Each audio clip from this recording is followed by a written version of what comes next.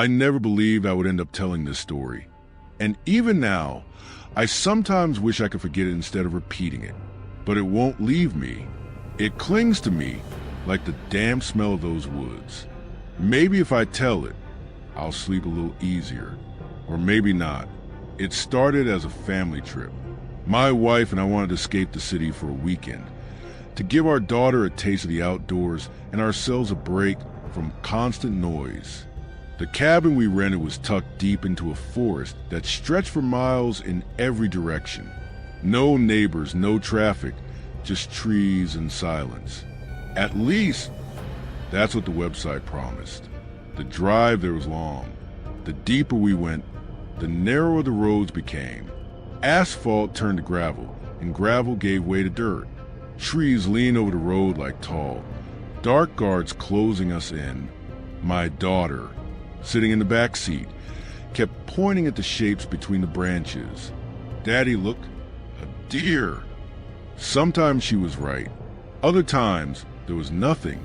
My wife laughed, trying to keep the mood light, but I felt uneasy. The air grew heavier the closer we got, the kind of heavy that makes your skin prickle. When we finally arrived, the cabin looked perfect, almost too perfect. A small wooden structure with a porch, a rocking chair that groaned in the breeze, and a stone fireplace inside. The smell of pine filled the rooms, and the windows looked out onto a clearing surrounded by endless forest. For a while, everything felt fine. We unpacked, cooked dinner, roasted marshmallows in the fireplace, and told stories. My daughter was thrilled, but that night changed everything. After putting my daughter to bed, I went outside to grab some firewood. The forest was drowned in moonlight, pale silver pouring between the branches. That's when I saw him. At first, I thought it was just a tree, but then I noticed the shape was too defined. A tall figure, standing at the edge of the clearing, motionless. He wore a dark hood that cast his face in shadow. I froze, firewood slipping from my hands. I stared, waiting for him to move, to walk away, to do anything. But he didn't. He just stood there, facing the cabin, watching. Fear crawled up my spine. I hurried back inside, locked the door, and tried to calm down. My wife saw my face and asked what was wrong. I lied, saying I thought I saw a deer, but my hands shook as I closed the curtains. Hours later, while my wife and daughter slept, I sat in the living room, unable to rest. The cabin creaked and groaned like it was breathing. Every little sound made me flinch. Finally, I gave in and peeked through the curtains. He was still there, but closer, now at the edge of the yard, standing perfectly still under the moonlight. His hood tilted slightly, like he knew I was watching. My breath caught in my throat. I wanted to grab my phone and call the police, but there was no signal, no bars, no internet. We were completely cut off. I whispered to myself, he'll leave, he's just some creep. But deep down, I knew it wasn't that simple. Then I heard it. Tap, tap, tap, slow, deliberate tapping against the living room window. My blood froze. I turned my head, praying it was a branch. But when I looked, he was there, his face pressed against the glass, eyes wide and unblinking. His skin was pale, almost gray under the moonlight. His mouth twisted into a smile that made me sick. I stumbled backward, knocking over a chair. My wife woke up, startled by the noise. She screamed when she saw him too. I grabbed the fireplace poker, yelling at him to leave. He didn't move. He just watched us. Then, suddenly he was gone. We waited, holding our breath, listening for footsteps or movement outside. Nothing, just silence. It was like he had disappeared into thin air. We pushed furniture against the doors and windows, kept the lights on, and huddled together. My daughter asked what was happening, but I couldn't answer. I couldn't lie anymore, but I couldn't tell her the truth either. The hours dragged. At one point, I swore I heard footsteps on the porch, slow and heavy, moving back and forth. The rocking chair creaked as if someone had sat down. My wife clutched my arm so tightly I thought she'd draw blood. I wanted to check, but I couldn't bring myself to open the door. Then came the laughter, low, broken, echoing from outside. Not loud enough to be clear, but enough to know it was meant for us. My daughter buried her face in her mother's chest, sobbing. I wanted to protect them, but I felt powerless. When dawn finally broke, silence returned. I opened the door, my hand shaking. The yard looked untouched, like no one had been there at all. But on the porch, the rocking chair was swaying gently, as if it had only just been vacated. And on the window where his face had pressed, there was a smudge, shaped like a handprint, too large to be mine, too distinct to be an illusion. We left the cabin that morning, vowing never to return. We didn't stop until we were hours away, but the fear didn't leave.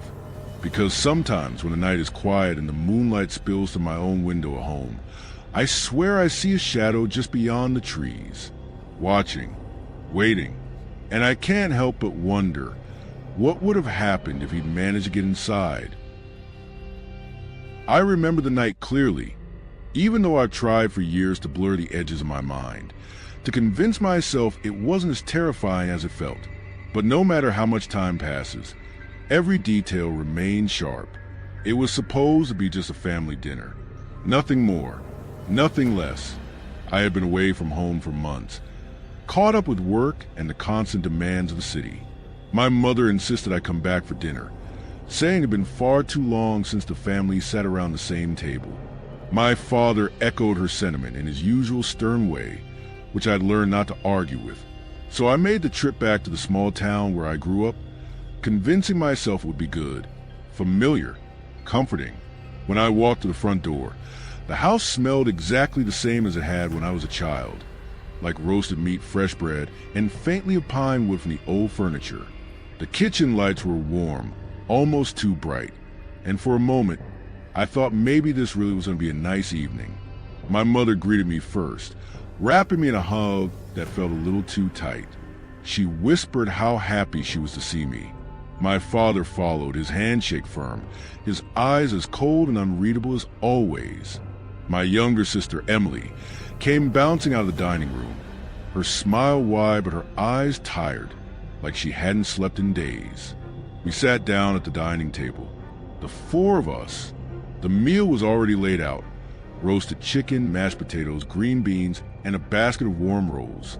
My mother had gone all out, just like she used to when I was a kid. The sight of it almost made me forget my nerves. Almost.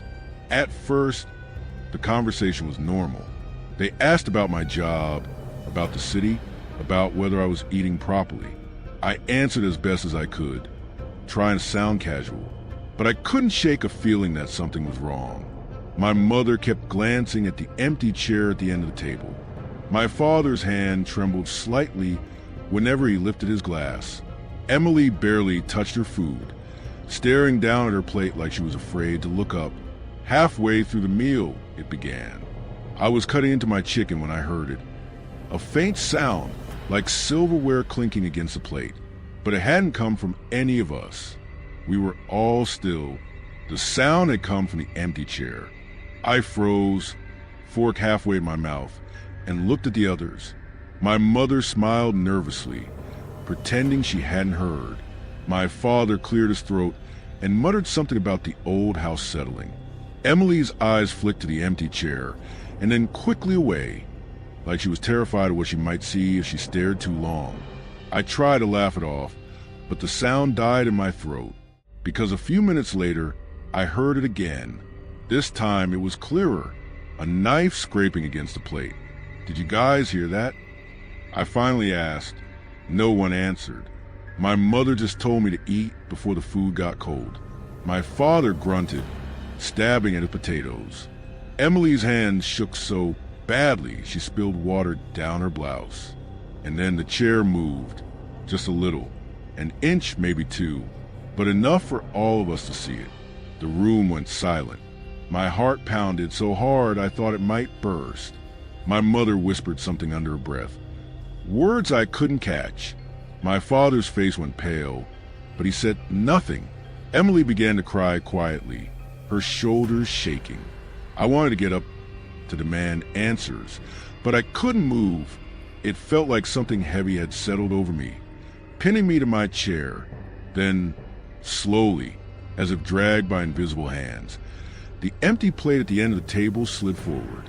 The knife and fork lifted off the table and pressed down into the food. The chicken tore apart in jagged pieces, the knife moving up and down with steady, unnatural rhythm. I gasped, pushing back from the table. What the hell is going on? I shouted. My father's voice was flat, almost mechanical when he finally spoke. Don't make it angry. Make it angry? The words rattled in my brain, but before I could demand more, the lights flickered. Shadows stretched across the room, twisting unnaturally. The air grew colder, so cold I could see my breath. The chair at the end of the table scraped backwards suddenly, as if someone had stood up. I swear I saw it then, just for a second, a figure, tall and thin, draped in darkness, standing right there at the head of the table. Its face was blurred, shifting like smoke, but I could feel its eyes locked on me. My mother reached across the table and grabbed my hand, her grip desperate. Don't look at it, she whispered. Just eat. Pretend it isn't here. I wanted to scream, to run, to do anything but sit there, but their faces told me this wasn't new. They had been living with this thing for a long time, dinner after dinner, night after night, pretending everything was normal while it sat among them. I forced myself to look down at my plate, but I couldn't stop shaking. The sound of chewing filled the room, wet, slow, animal-like chewing, but none of us were eating. My sister suddenly let out a sob and stood up. I can't do this anymore, she cried, backing away from the table. The chewing stopped. The air grew even colder. Before I could react, the lights went out completely. Darkness swallowed us whole. I heard a scream, Emily's scream, cut short, like someone had smothered it in an instant.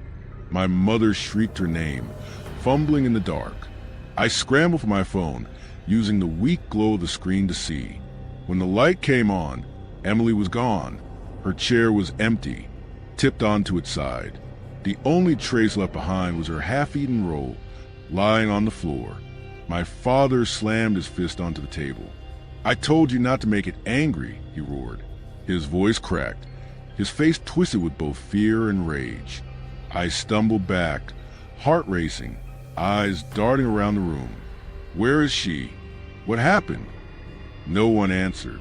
The shadows in the corners of the room seemed to pulse and breathe, moving closer. The chewing started again, louder now, echoing through the dark. It wasn't just one set of jaws.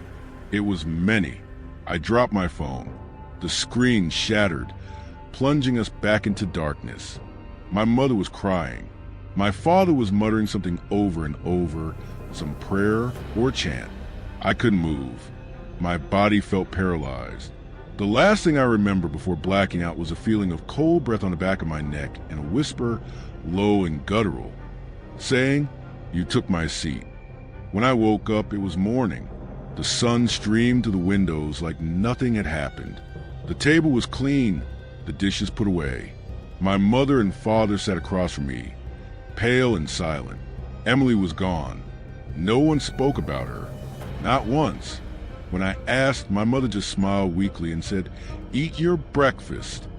And that's when I realized there was still an empty chair at the end of the table, waiting, always waiting. I still remember the night we all gathered for a family dinner at my grandmother's house. It had been years since the entire family managed to sit around the same table.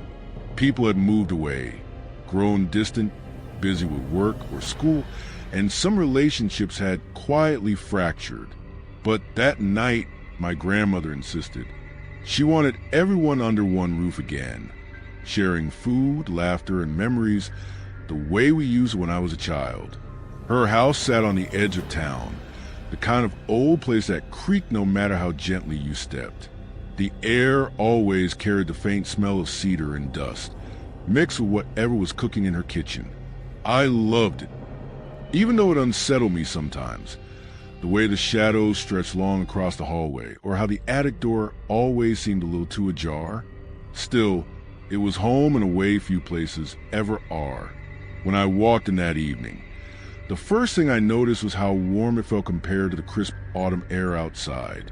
The dining table was already set, polished silverware and mismatched plates laid out for what looked like 12 people. That made sense. There were supposed to be 12 of us. But when I counted the chairs, I paused. 13. One extra chair squeezed at the end, like someone had dragged it in at the last minute. Grandma must have miscounted, I thought, brushing it off. Everyone began to arrive not long after. My parents, my aunt and uncle, my cousins, even my older brother, who I hadn't seen in months. The house filled with voices, laughter echoing to the hallway, the smell of roasted chicken and baked bread wafting from the kitchen. For a moment, it felt right, comfortable, the way family dinners were supposed to feel. We sat down eventually, plates piled high, chatter bouncing from one end of the table to the other. I sat near the middle, close to my grandmother. The food tasted as good as I remembered, rich, hearty, made with the kind of love you could never buy. But even as I laughed along with the others, I couldn't stop noticing that extra chair. It wasn't empty anymore. Someone was sitting there. At first, I thought maybe I just overlooked one of my cousins or an in-law I didn't recognize. But the more I looked, the less sense it made. The figure was blurry somehow, not in the way my eyes fail me, but in the way you try to recall a dream after waking. Features slipped away the second I tried to hold on to them. A man, I thought, or maybe a woman. The shape was human, sitting still, hands folded neatly on the table, but I couldn't tell you a single detail about their face. I leaned toward my grandmother, whispering, "Who's that at the end of the table?" Her fork froze halfway to her mouth. For the briefest second, her eyes widened before she looked down at her plate again. "Eat," she whispered back firmly. "Don't be rude." Her response chilled me.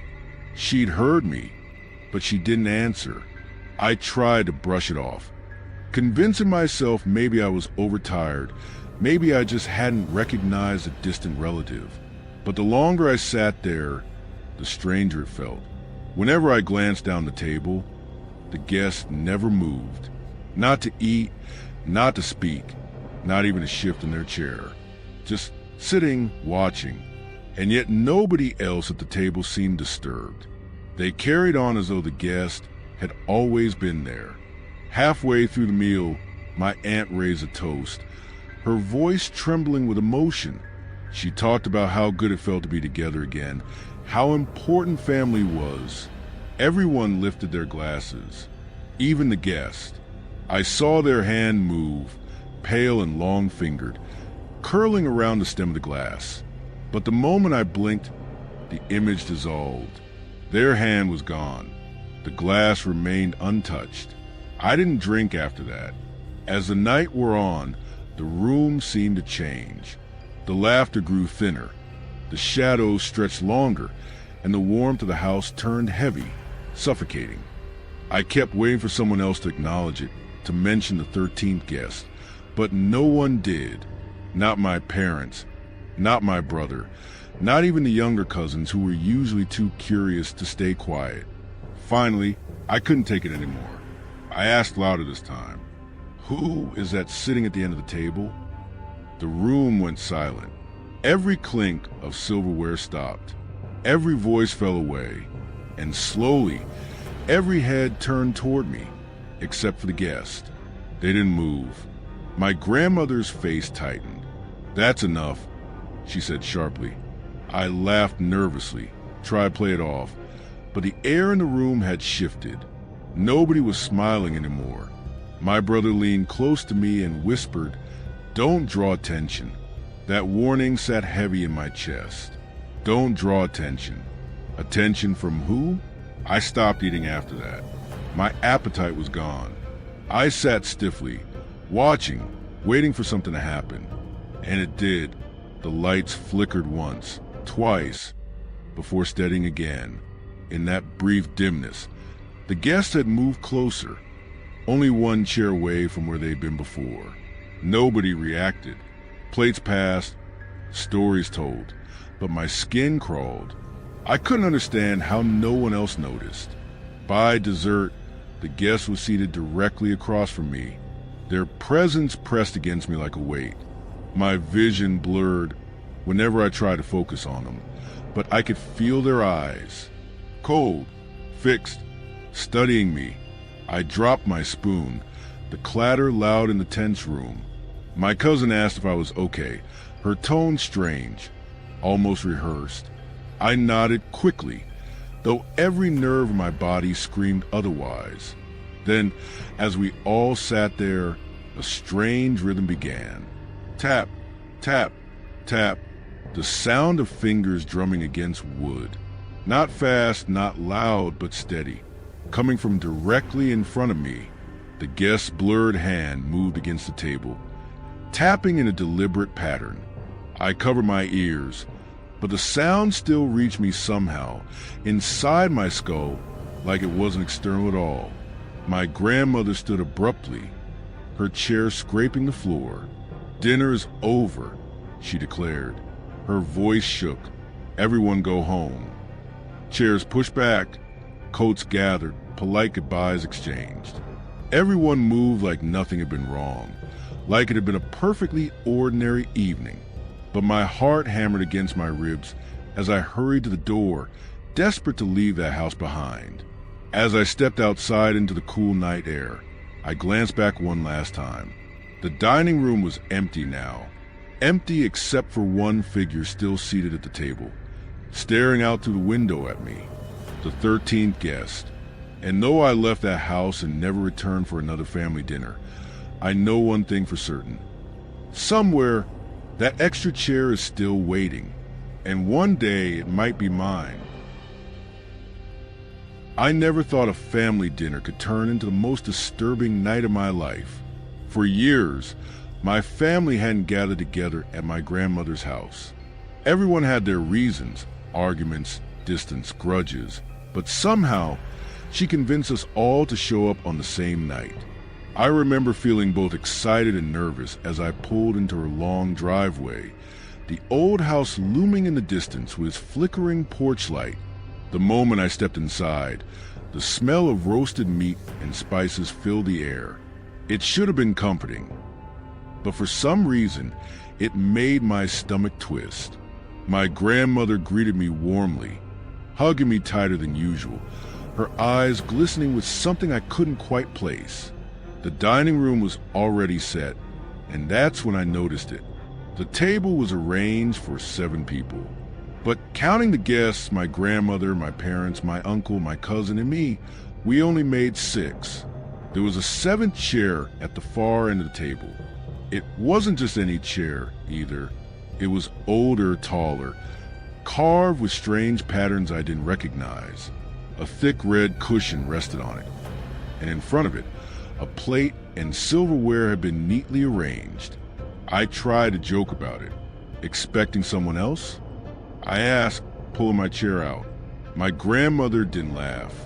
She just smiled faintly and said, "That seat is always there. Don't worry about it."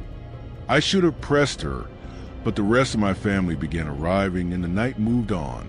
Everyone sat down, drinks were poured, and dishes began passing around. Laughter filled the air at first, as if the years of distance and silence had been erased. For a moment, it almost felt normal, but I couldn't stop glancing at that empty chair. Every time someone passed a plate of food, it seemed to stop there. My father would place the dish in front of the empty seat for just a second before moving it on, as though offering it first. When my cousin accidentally spilled a bit of wine, she muttered sorry under her breath, but not to us.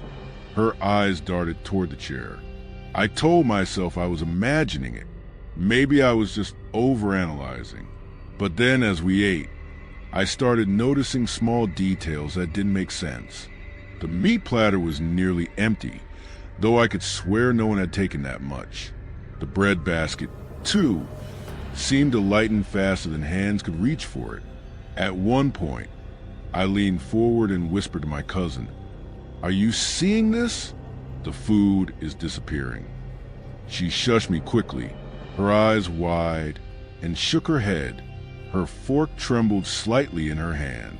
That's when I felt it, a shift in the air, like someone exhaling right behind me. I froze, the hairs on the back of my neck standing straight up. Slowly, I turned my head toward the empty chair. The cushion looked slightly indented, as if someone were sitting there. I swallowed hard and looked away. Conversation carried on as if nothing strange was happening. My uncle told stories about his work. My parents reminisced about their younger days. My grandmother laughed softly, but I wasn't listening anymore. My attention kept pulling back to that seat, and every time I glanced, I was more certain something was there. Halfway through the meal, my grandmother raised her glass. "To family," she said. Everyone else echoed her words, lifting their drinks. But then, almost in unison, they turned their heads slightly toward the empty chair before sipping. I didn't. Instead, I stared, my glass hovering in my hand. And that's when I saw the knife. It wasn't in the same position as before. The silver knife beside the empty plate had shifted, angled slightly toward me. I hadn't touched it. Nobody had. My chest tightened, and for the rest of the toast, I couldn't breathe properly. The room grew colder as dessert arrived. My grandmother brought out a pie, placing it in the center of the table. Everyone served themselves, except me. I wasn't hungry anymore. But as I glanced at the pie, I saw a clean slice vanish from it, as if cut by invisible hands. The fork beside the empty plate scraped faintly against porcelain. This time, I wasn't the only one who heard it. My mother's eyes flickered toward the sound, then quickly back to her plate. No one said a word. No one dared acknowledge it. My pulse raced. Who's supposed to be sitting there? I finally asked, my voice breaking the thick silence. The table went quiet. My family froze. My grandmother's expression hardened, her eyes locking on me with a look that felt almost warning. Then she smiled again, soft, forced. "It's tradition," she said calmly. "Every family has their ways."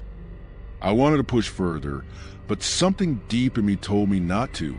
It felt dangerous. The rest of the dinner dragged on, each minute heavier than the last. I couldn't shake the feeling of being watched, of someone sitting right beside me though no one was visible. Shadows seemed to stretch longer across the walls, the candlelight flickering unnaturally. When the plates were cleared, my grandmother stood. "Thank you all for joining," she said warmly. "He's very pleased." My blood turned cold. She didn't say we're pleased. She said he's pleased. Everyone nodded, murmuring their agreement. Everyone but me. The moment I stood up, the chair creaked loudly, as though someone else had risen too. My breath caught in my throat. I didn't look back. I couldn't. I just hurried out, my footsteps echoing too loud in the hallway. As I reached the door, I heard it clearly, a whisper, low and rasping, carried through the dining room. "Next time, it's your seat." I slammed the door behind me and didn't stop running until I reached my car. Even now, I can't erase the image of that empty chair from my mind, or the sound of something unseen eating right beside us. And the worst part? My grandmother called me yesterday. She said she's planning another family dinner, and this time, she insisted I sit at the head of the table. I'll never forget the first family dinner we had in our new house. We had just moved into a quiet little town, the kind of place where everyone smiles a little too wide and waves from their porches as you drive past. The house itself was old but charming, with creaky floors and tall windows that let in the evening sun. My wife thought it was perfect for raising the kids. I thought it was just a house. But that night changed everything. We decided to celebrate our move with a proper family dinner. Just the four of us. Me, my wife, and our two kids. My wife made roast chicken, mashed potatoes, green beans, the works. The smell filled the whole house, warm and familiar. And for a while, it felt like nothing could go wrong. We sat down together, clinking glasses, passing plates, laughing at stupid jokes. But then, the first strange thing happened. As I passed the mashed potatoes to my son, the serving spoon slipped out of the bowl and clattered onto the table. Except, it didn't look like it slipped. It looked like it had been yanked, as though an invisible hand had tugged it away. My son froze, staring at the spoon. My wife gave a nervous laugh. "Old house," she said. "Drafts everywhere." We tried to shake it off. But then the chicken platter shifted, scraping across the table about an inch, stopping right in front of the empty chair at the far end. And that's when I realized something I hadn't before. There were 5 plates set at the table. I stared at the extra setting: plate, fork, knife, glass of water, all perfectly arranged, though none of us had put it there. I asked my wife about it, trying to keep my voice calm. She frowned. "I only set 4 places. You saw me." But the plate was there, clear as day. We tried to ignore it, kept eating, though the mood was different now. My daughter was unusually quiet, pushing her food around with her fork. Then she whispered something so soft, I almost didn't hear it. "Daddy, she's hungry." The room fell silent. My wife's face drained the color. I asked my daughter what she meant, but she just shook her head and wouldn't say another word. That's when the sounds began, soft at first. A faint giggle, like a child laughing from under the table. Then the creak of the old wood floorboards, moving in a circle around us. My wife gripped my hand on the table, her nails digging into my skin. The roast chicken shifted again, and this time a clean slice fell onto the empty plate. The knife moved smoothly, though no one touched it. We all sat frozen as the fork beside the plate lifted, scraping softly against porcelain, and the food slowly disappeared as if chewed by invisible teeth. I wanted to get up to grab my kids and run, but my body wouldn't move. It felt like the air itself pressed me into my chair. My son whimpered, clutching his napkin in his fists. The laughter grew louder, joined by whispers, voices overlapping, too many to count. I couldn't understand the words, but they were urgent, demanding, circling the table like a chant. The glasses rattled, the lights flickered. Then, just as suddenly as it started, it stopped. The room went still. The food was untouched again, except for the empty plate, which was now smeared with grease and crumbs. My daughter slowly lifted her eyes to meet mine, and in a trembling voice she said, "They're not done." I didn't want to ask. I didn't want to know, but I did anyway. "Who's not done?" Her lips quivered as she whispered, "The family that lived here before us." The temperature in the room dropped instantly. My wife gasped, covering her mouth. I felt a chill crawl down my spine. I'd heard rumors when we bought the house, vague whispers from neighbors who warned us it had a history. But I brushed them off, told myself people in small towns loved ghost stories. Now I knew the truth. The meal continued, though none of us touched our plates. More food vanished into nothing. More laughter echoed from nowhere. At one point, my son's glass filled back up after he'd emptied it, water rising to brim as if poured by an unseen hand. He burst into tears, and I pulled him close, glaring at the empty seat. When the last bite of food disappeared, the voices stopped. Silence fell over the room again.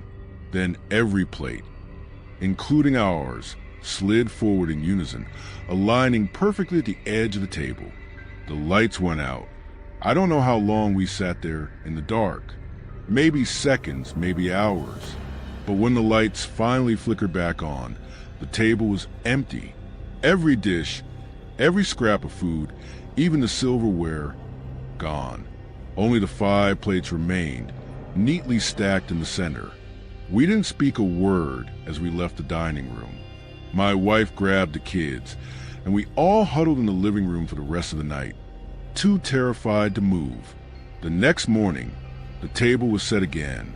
5 plates, 5 glasses, 5 silver knives lined up like they've been waiting for us.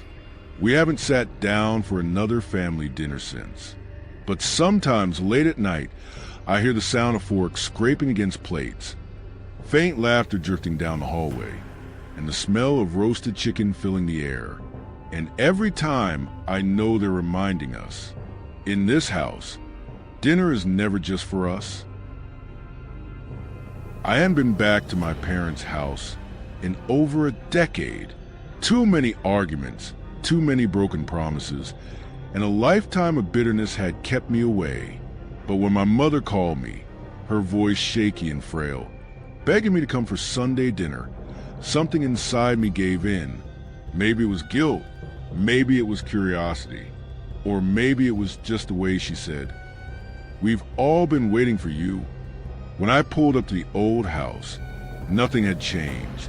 The same peeling paint, the same sagging porch, the same crooked shutters that always rattled in the wind. But the moment I stepped inside, I noticed something strange. The dining room table was set lavishly.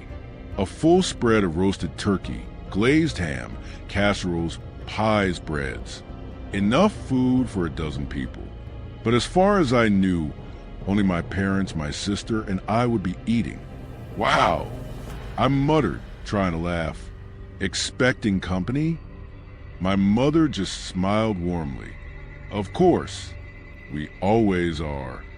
The words hung in the air, heavy and unsettling. I brushed it off and sat down, trying to ignore the pit in my stomach. The family greeted me like nothing had ever gone wrong.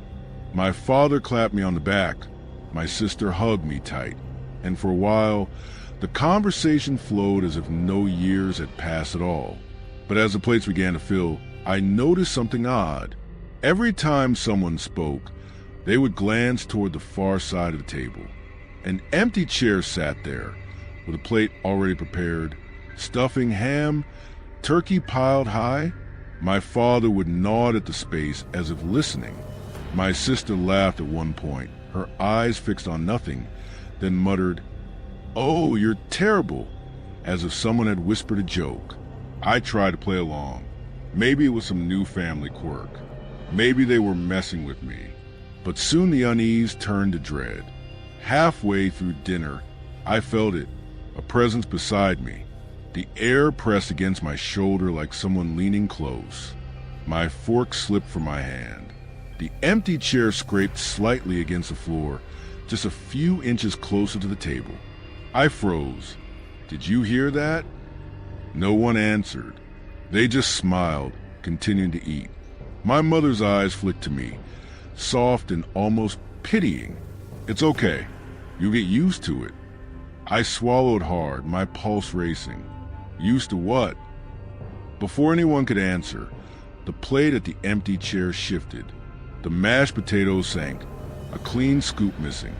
The knife cut smoothly through the turkey breast, though no one held it.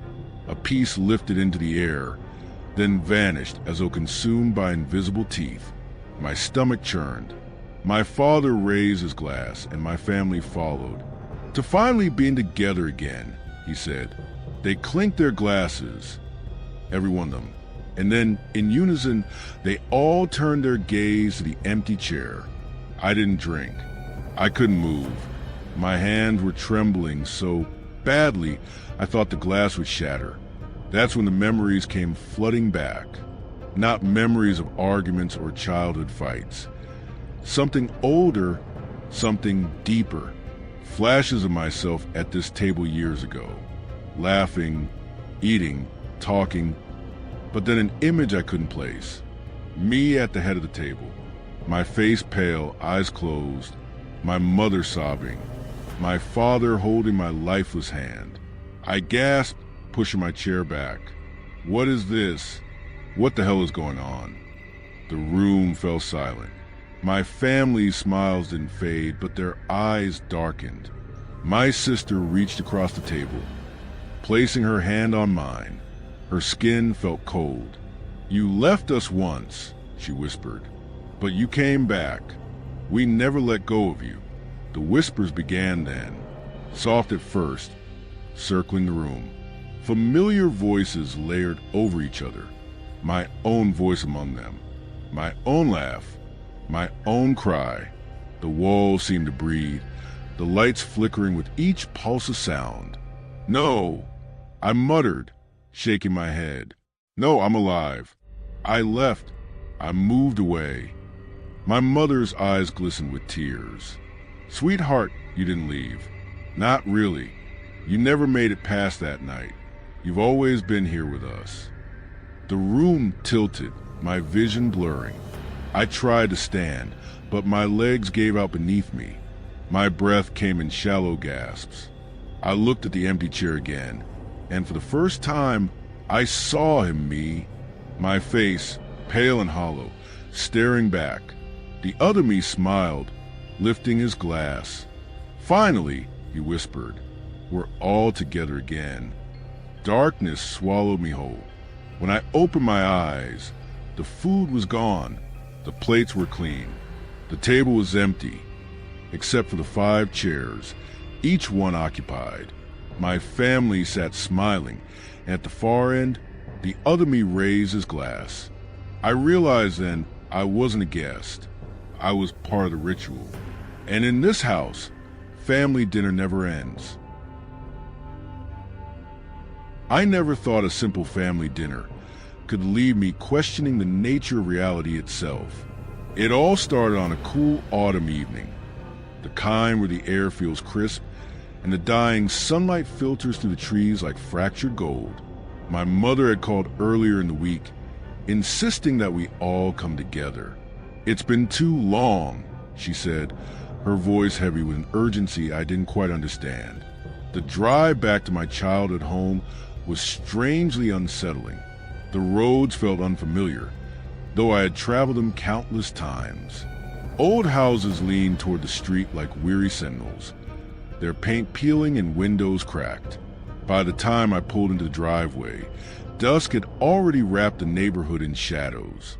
The house looked the same, yet somehow off. The shutters were slightly askew, and the porch light flickered as though straining to stay alive. Inside, the warmth of the house greeted me, carried with it the comforting smell of roasted meat herbs and something sweet baking in the oven.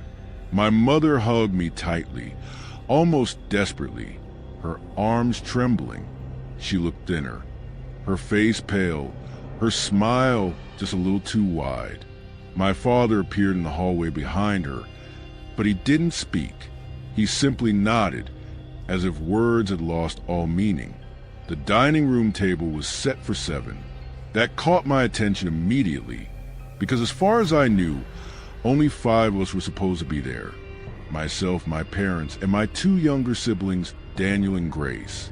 I asked about the extra places, but my mother just shook her head. We'll all be here soon, she said, as though that explained everything. Daniel and Grace arrived shortly after. They looked uneasy too, exchanging glances but saying little. We sat at the table, the candles flickering, casting long shadows that seemed to stretch unnaturally across the walls. My mother served the food with exaggerated care, placing each dish on the table as though performing some kind of ritual. As we began to eat, the conversation was strained. My father asked about work, my mother about my health, but their voices were flat, mechanical. I noticed that Daniel and Grace barely touched their plates, their eyes darting toward the empty chairs. Then, without warning, my mother lifted her glass and said, "To the family." We echoed her words hesitantly, and that's when the front door creaked open. I froze. Everyone else seemed perfectly calm. as if expecting this. The sound of slow, deliberate footsteps echoed to the hallway, and then they appeared. 3 figures, pale and gaunt, their eyes sunken, their clothes old-fashioned and tattered. They sat down in the empty chairs without a word. No one reacted, not my parents, not my siblings. They simply continued eating, passing dishes as though nothing was out of the ordinary. My heart pounded in my chest. I wanted to scream, to run, but my body refused to move. One of the figures, a man with hollow eyes and a smile that didn't reach his lips, turned to me. "It's been a long time," he whispered. His voice was dry, brittle, like leaves crushed underfoot. I didn't know him, yet his words felt familiar, as though they belonged to some buried memory. The dinner continued in eerie silence, punctuated only by the clink of silverware. The 3 strangers ate nothing, their hands hovering just above the food. My siblings sat stiffly, their faces pale. I noticed Grace's hand trembling beneath the table, clutching Daniel's tightly. Finally, I couldn't take it anymore. "Who are they?" I demanded, my voice shaking. My mother's smile faltered, her eyes glistening with unshed tears. "They are part of us," she whispered. "They always have been." The room seemed to darken, the candles sputtering. The walls felt closer, pressing in. My father leaned forward, his eyes locking on mine. "We can't ignore them anymore. Tonight, we welcome them back." Suddenly, the 3 figures began to change. Their skin grew darker, stretching tight across their bones. Their mouths opened impossibly wide, revealing rows of jagged teeth. The air filled with the stench of decay, and the temperature dropped so low I could see my breath. Panic surged through me. I pushed back on the table, but my chair wouldn't move. It felt glued to the floor. My hands shook as I gripped the armrests, desperate to free myself. My mother reached across the table, her hand icy cold as it closed over mine. "Don't fight it," she said softly. "This is our family." I screamed, but the sound was swallowed by the darkness spreading through the room. The figures leaned closer, their whispers filling my ears. Words I couldn't understand, yet somehow knew were ancient and binding. The last thing I remember clearly is their faces. Inches from mine, their breath rancid, their eyes glowing faintly in the dark. Then everything went black. When I awoke, I was still at the table. The plates were clean, the candles burned down to stubs. My parents and siblings were gone. The 3 extra chairs were empty again. I stumbled to my feet, my body trembling, and rushed out of the house. I haven't been back since. But sometimes, late at night, I hear them, footsteps in my hallway, whispers in the dark. And I know one day they'll come for me too, because family dinners are forever. I hadn't been home for a family dinner in years. Work, distance, and excuses I stacked like bricks kept me away from that table. But when my mom called and said, "We're all waiting for you this Sunday. Don't be late this time," something in her voice made me say yes without hesitation. I didn't know then that this would be the last normal dinner I'd ever experienced. When I walked into the old house, the warmth hit me instantly. The familiar smell of roasted chicken, fresh bread, and apple pie clung to the air. The dining room looked just as I remembered. Mahogany table polished to a shine, candles flickering in their holders, plates neatly arranged. My mom rushed over, hugging me so tight it almost hurt, while my dad gave me one of his proud, quiet smiles. My younger sister Emily bounced in from the kitchen, waving a spoon like a wand, teasing me for finally showing up. It felt good, too good, almost as if no time had passed. We sat down and everything seemed normal at first. The food was incredible, laughter flowed, and conversations overlapped. I found myself relaxing in a way I hadn't in years. Every time I looked at their faces, I thought, I've missed this. I should have come home sooner. But small things started to bother me. For one, the amount of food on the table was overwhelming. There were at least twice as many dishes as we could ever finish. Platters of meat, steaming bowls of potatoes, vegetables, soups, pies, like a feast prepared for a holiday or a crowd. Mom, I joked, "Are you expecting the neighbors too?" She didn't laugh. She just gave me a strange smile and said, "We've been saving all this for tonight. We didn't want to disappoint." I brushed it off, but the unease sat in my chest. As the dinner went on, I noticed my family occasionally glancing at the empty chair at the far end of the table. It was set just like the others. Plate, silverware, glass of water, but no one sat there. Every time I asked about it, they changed the subject. My dad poured wine. Emily asked about my job. Mom urged me to eat more. Still, their eyes betrayed them. They flicked to that chair again and again, like they were expecting someone to arrive. Halfway through the meal, I heard it. The sound of a chair sliding against the floorboards. I froze. Everyone else kept eating as though nothing had happened. I glanced at the empty chair. It wasn't empty anymore. I couldn't see anyone sitting there, but the food on the plate was moving. A piece of chicken shifted. Mashed potatoes dipped as though a spoon had cut through them, and a glass of water rippled like someone had just touched it. My fork clattered to the table. "What the hell? Did you guys see that?" Emily's eyes flicked to me.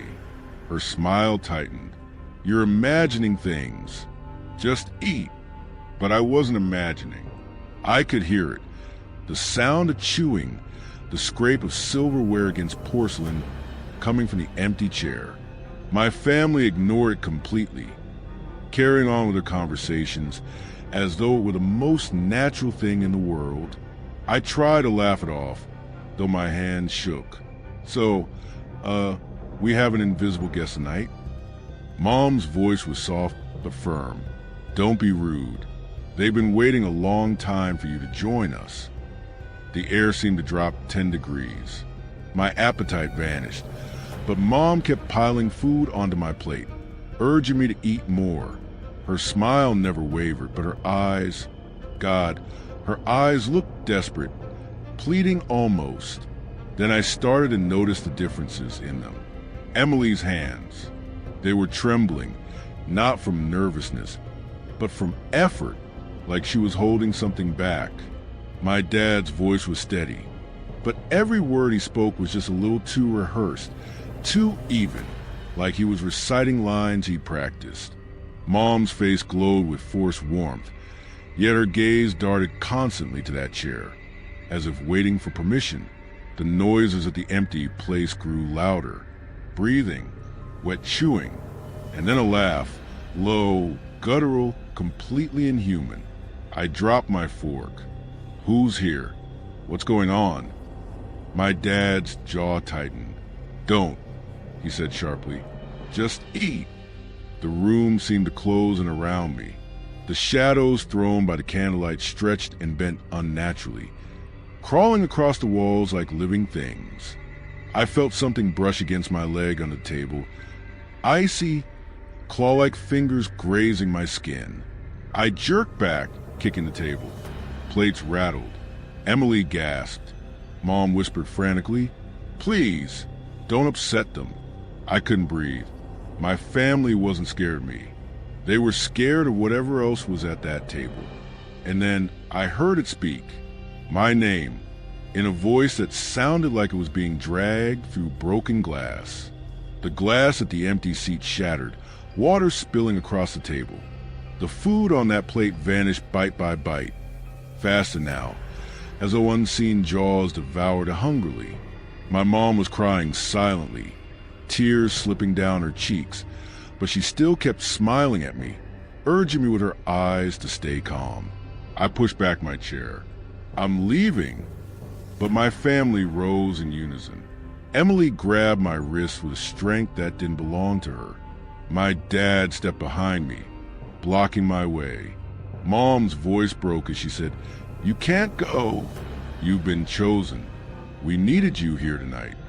The invisible thing at the head of the table laughed again, louder this time, shaking the walls. The candles blew out, plunging us into darkness. Something cold pressed against the back of my neck, and I realized it wasn't invisible anymore. I couldn't see it with my eyes, but every nerve in my body screamed that it was there. Huge, watching, waiting.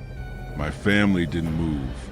They just stood there, surrounding me, like they weren't my family anymore, but servants of whatever had claimed that chair. And then I understood the feast wasn't for us. It was for it, and I was the real main course. The last thing I remember was my mom whispering, "We're so sorry. We love you. Forgive us." After that, the world dissolved into screams, darkness, and the endless sound of chewing that still haunts me every night.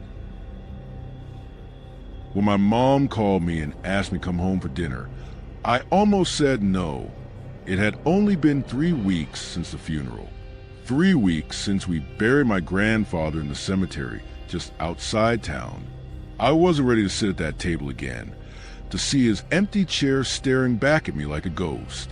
But her voice was insistent, almost trembling. "It's important, Daniel. You have to be here tonight. Everyone will be there. We can't do this without you."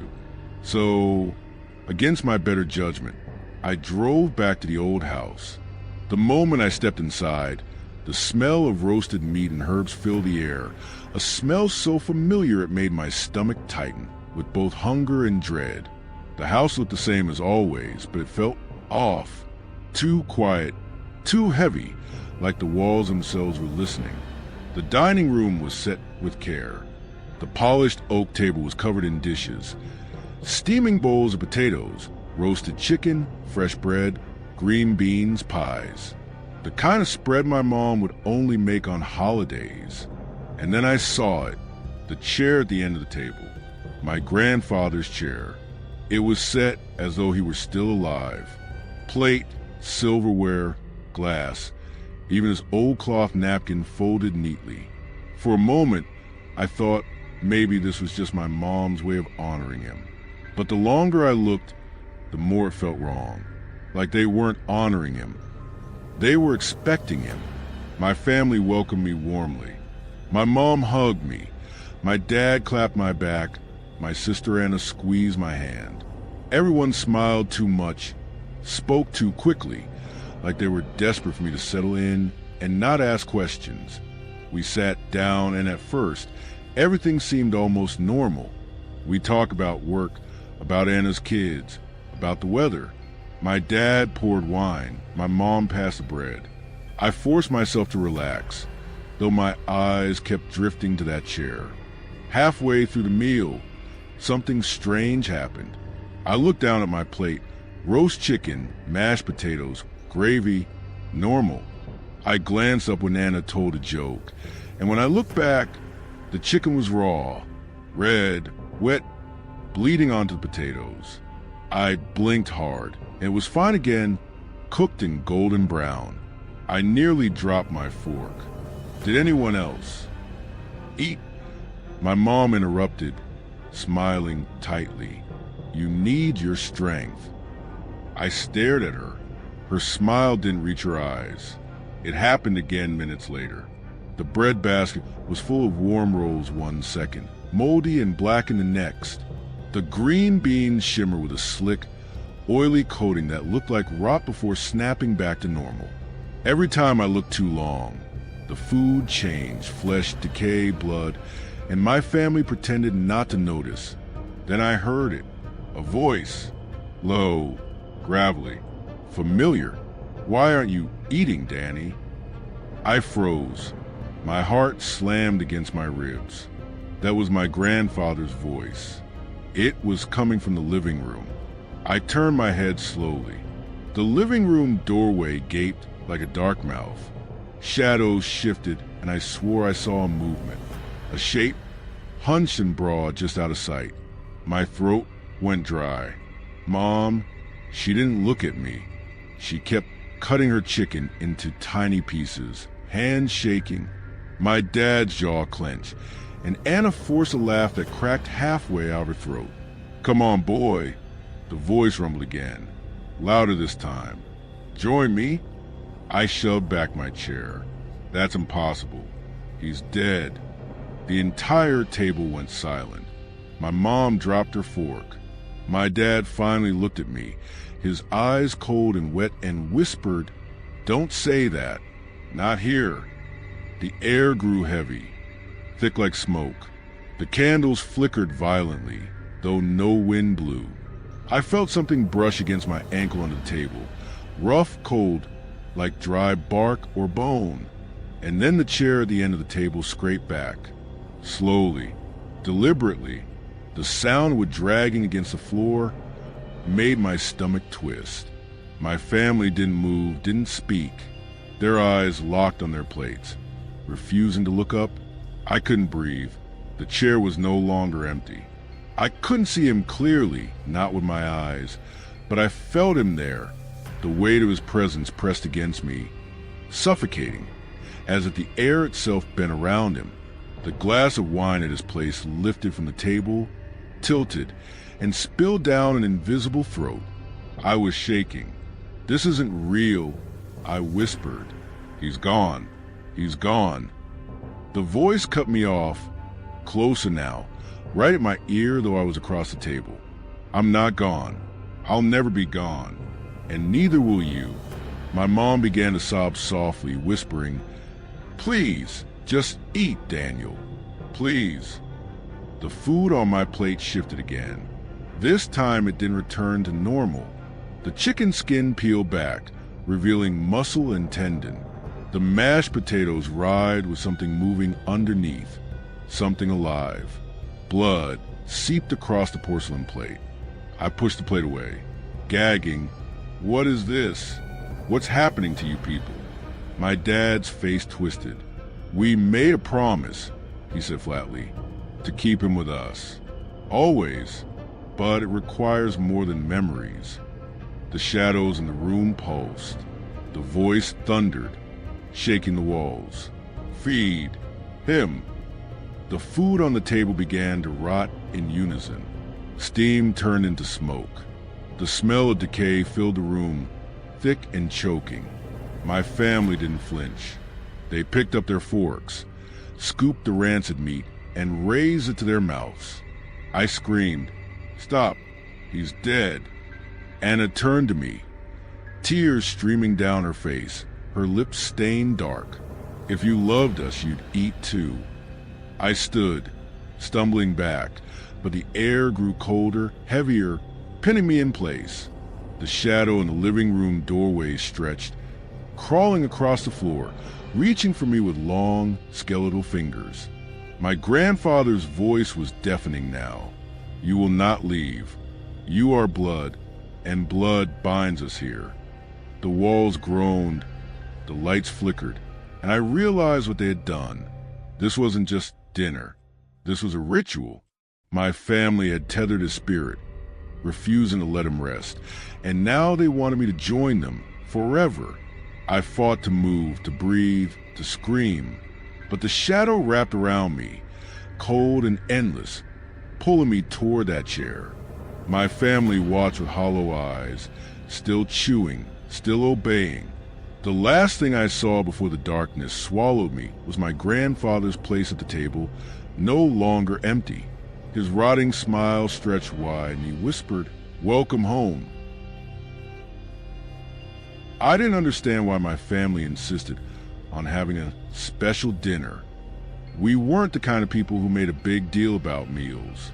Thanksgiving, Christmas, sure, but a random Sunday night?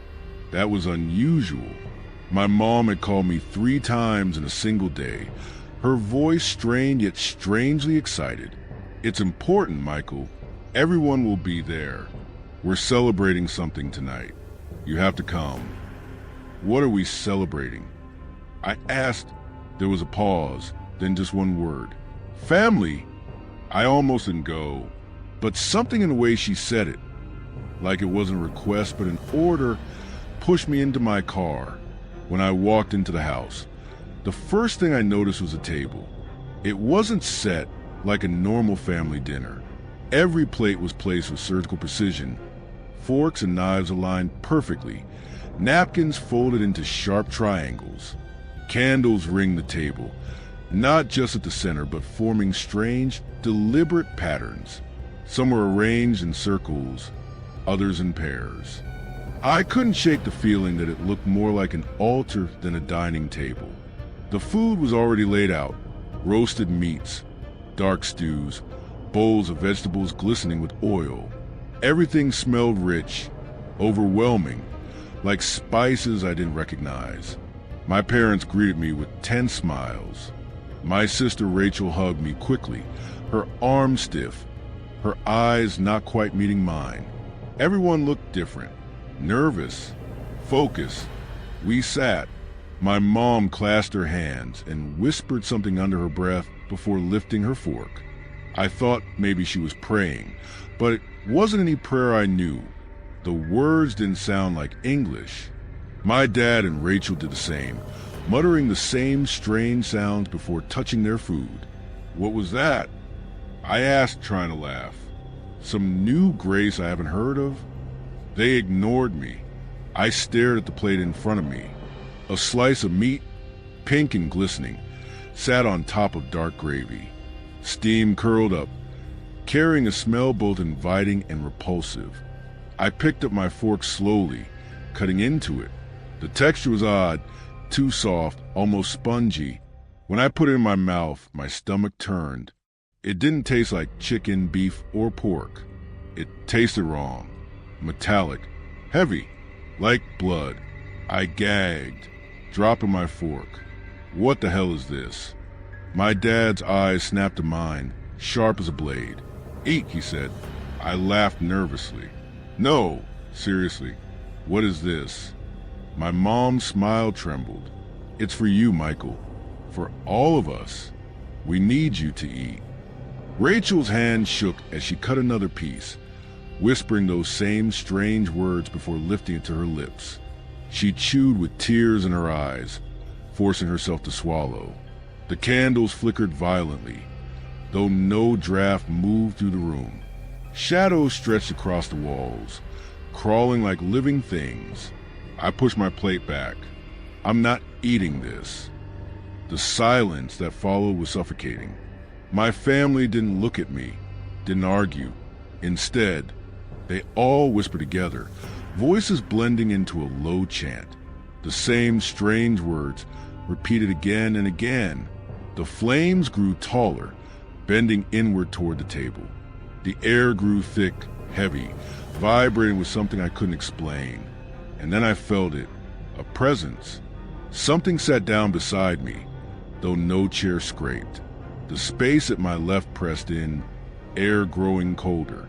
I didn't see it, but I knew it was there, watching, waiting. My stomach twisted violently.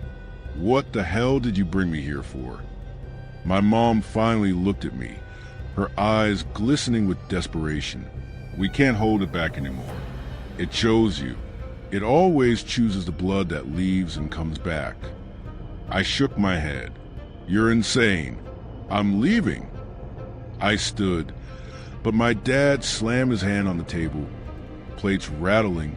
His voice was low, commanding. Sit down.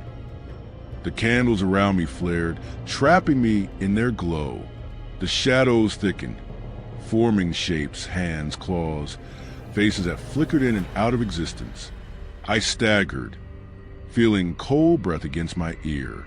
The chant grew louder, faster, filling every corner of the room. And then the food changed. The meat on my plate writhed, pulsing as though alive. The vegetables blackened, rotting in seconds. The gravy bubbled like tar. I gagged, but my family leaned closer, their faces pale, their eyes wide, whispering urgently, "Eat, eat, eat." I felt something brush against my wrist, thin fingers, impossibly long, curling over my skin. I screamed, jerking back, but my chair held me like it was nailed to the floor. The voice came next, not from my family, but from whatever sat at the table with us. It was deep, guttural, layered like 1,000 mouths speaking at once. "He is ours. Feed him." My mom sobbed, covering her face.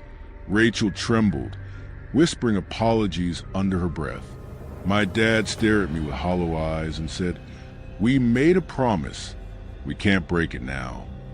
The presence pressed harder against me, forcing my hand toward the plate.